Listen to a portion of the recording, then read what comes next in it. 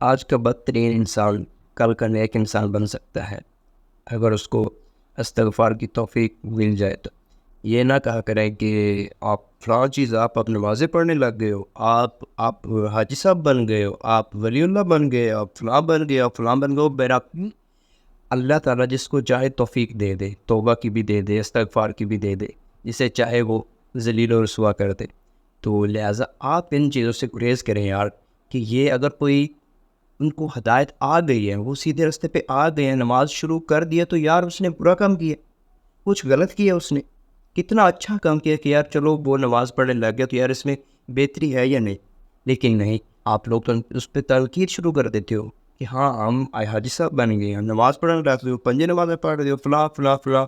اور لہٰذا میرے بھائی، اگر آپ نہیں پڑھتے چلو ان کو تو پڑھنے دینا، اگر ان کو ہدایت آ گئی ہے، اللہ تعالیٰ نے ہدایت دے دی ہے، تو ان کو پڑھنے دیں یار۔ ان کو یہ چیزیں کہہ کے، یہ جملے کہہ کے ان کو ذلیل و رسوا مت کریں یار، پڑھنے دیں ان کو۔